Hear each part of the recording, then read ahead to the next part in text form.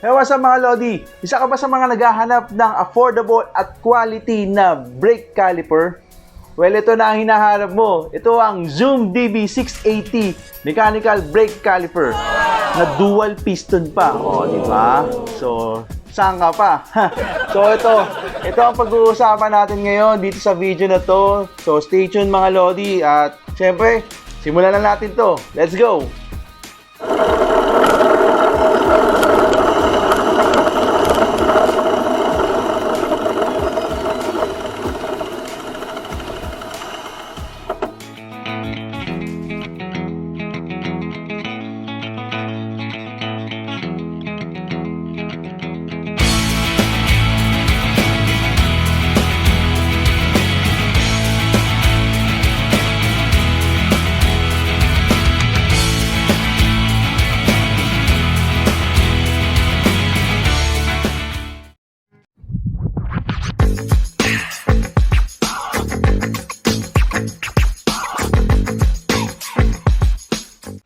Hey, what's up mga Lodi at welcome po ulit sa panibago kong paglalakbay. Of course, kasama niyo pa rin ako, the one and only Sir Vince at your service. Okay, usapang break tayo ngayon mga Lodi, no? Kung gusto mo makipag-break, edi break na tayo!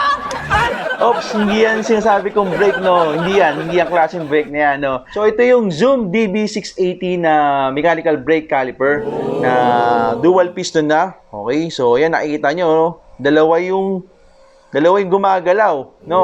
Di kumpara sa mga ordinary na mechanical brake na isa lang yung gumagalaw, isa lang yung nagpo-push dun sa ating disc rotor, then abang lang yung isa. So dito, kaya siya dual piston kasi dalawa na yung gumagana sa kanya. So, simpleng review lang to mga Lodi at ikakabit natin, tapos testingin ko syempre. Alam ko madami na kayo napanood na ganitong klaseng video, pero bakit ko sinabing affordable siya ngayon? Kasi last year, nag-check ako sa online shop na nasa 1,800 and 1,500 pa ang presyuhan nito. Dalawa na mga Lodi, so dalawa yon. Tulad yan, dalawa. Front and rear. So, unahan at likod. Ayan, dalawa na siya sa 1,800 at 1,500 noong last year. So, ngayon mga Lodi, nabili ko na siya ng 800 pesos. Okay, diba? Sa online shop, yan, sa Shopee. Sa Shopee ko siya nabili mga Lodi, so 800 pesos.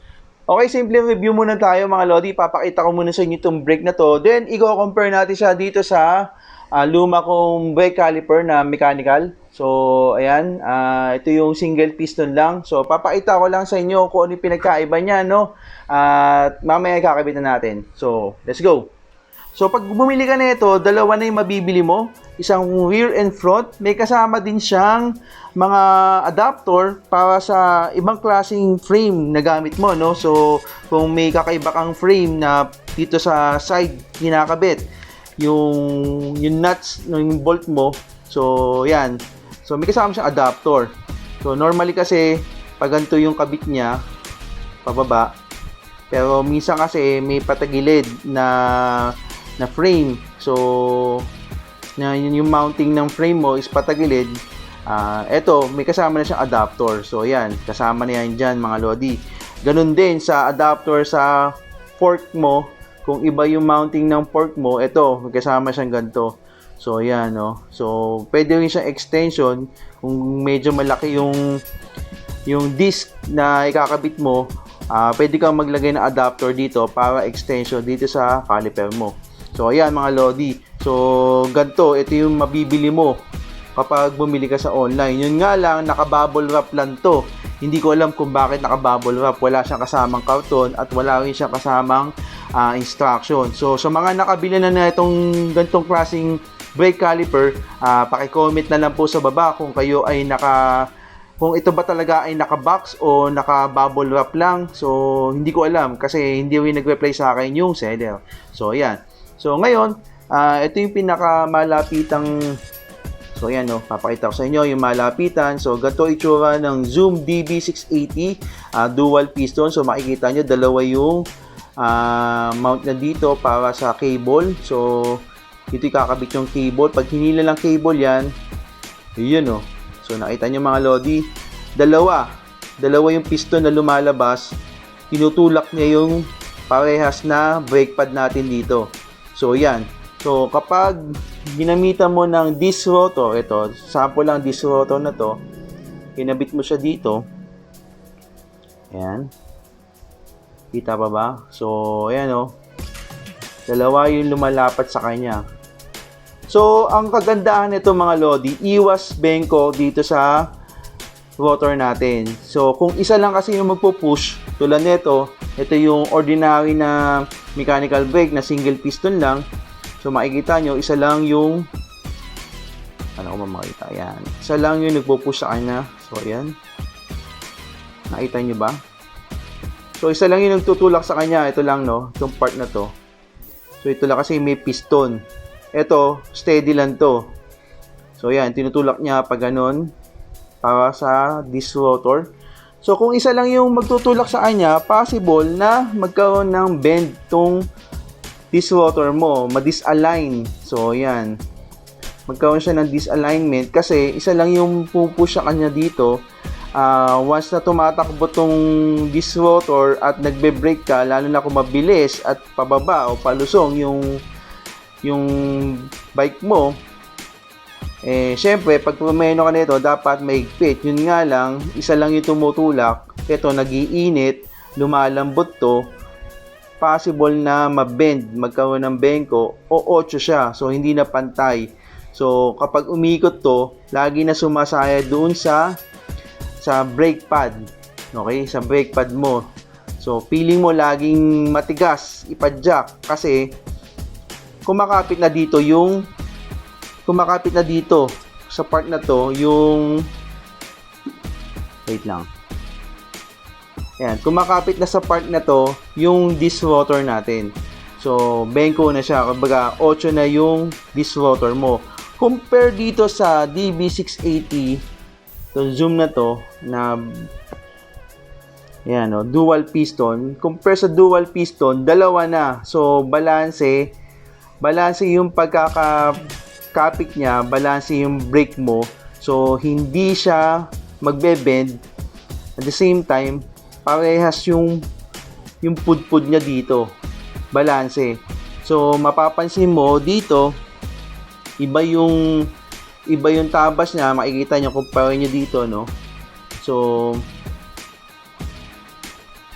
ayan mga lodi, makikita niyo, iba yung cut, hindi pantay yung tabas yung kain nung brake pad kasi nga paling isa lang kasi yung tumutulak. Unlike dito, pag ito tumagal, ayan, pantay lang yan, pantay lang. So mas makapit, mas powerful yung brake mo kapag ganito yung brake na ginamit mo. So ayan mga lodi. Ngayon, ikakabit na natin ito sa gravel bike na inassemble ko. So, ayan. Medyo pudpud na kasi ito. Luma na. Actually, 2016 ko pa ito binili. Kasama to sa stock ng bisikleta ko, na mountain bike. Okay mga lodi, assemble na natin to. Let's go! Okay, kakabit ko na itong brake caliper na to. So, binaklas ko na nandito sa frame ko. Ito, no. So, ito yung adapter para sa likod. Pero, ito, yung adapter na to, hindi ko ito ikakabit. So, kasi ito, yun, no. Yung butas kasi ng frame ko is patayo. So, naka-standard naman siya. So, itong adapter na to, ito yung pwede nyo ikabit sa kung patagilid yung butas, no. So, nakita nyo naman, ito yung caliper ko na standard naman siya. So, isasalpak na lang dito. Ayan. So, ayan. So, ganyan yung pwesto niya.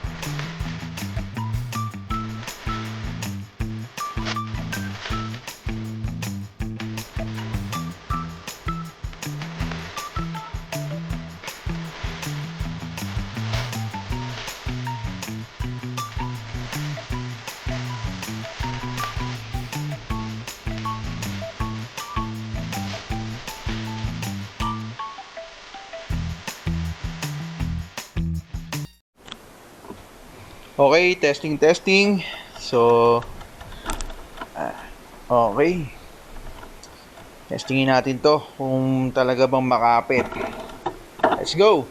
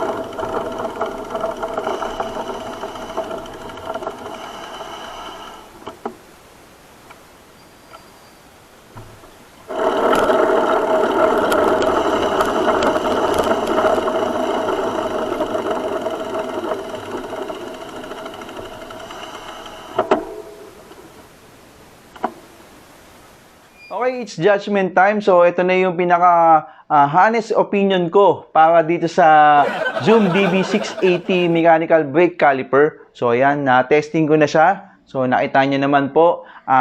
Ito, ang masasabi ko lang dito, ang pinaka honest review ko para sa brake caliper na to, napakalakas. Napakalakas po ng kanyang preno, pakong-pako. So, konting pitik mo lang, konting piga mo lang, kumakapit kagad yung preno. Kasi nga, dual piston siya. So, yun, ang ganda ng pagkakapreno niya, no? So, smooth na smooth, walang ingay, wala akong naririnig na ingay. Siguro kasi nga bago pa yung pinaka brake pad niya, no, pero yun nga mga lodi, sa quality hindi ko pa masasabi sa ngayon yung quality niya, pero sa materials naman na ginamit dito sa brake caliper na to, sa tingin ko quality kasi ang ganda, solid aluminum, maganda yung brake pad, maganda yung response nung spring. So yan, natutuwa ako dahil nakahanap ako ng gantong klaseng brake caliper para dito sa inassemble kong gravel bike. So, ayan, nakita nyo. So, itong brake caliper na to mga lodi, ma-recommend ko to sa mga naka-gravel bike, sa mga road bike, at sa mga mountain bike na hindi pa nakapagpalit ng hydraulic. So, ito parang naka-hydraulic ka na rin kasi ang ganda ng braking system niya. So, sa mga interesado dito sa brake caliper na to, makikita nyo po yan sa mga online shop, sa Shopee, sa Lazada, sa Facebook Market, meron din po yan.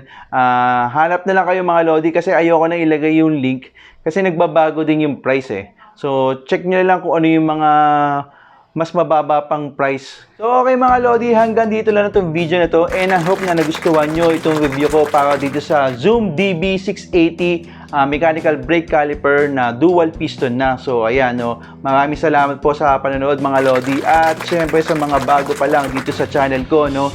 Please don't forget to subscribe, like, and share this video. At pwede nyo ipupuntahan yung Facebook page ko, no. So, yan po yung Sir Vince, ayan. So, sa susunod ulit na aking paglalakbay mga lodi. So, ride safe po palagi. God bless at paalam.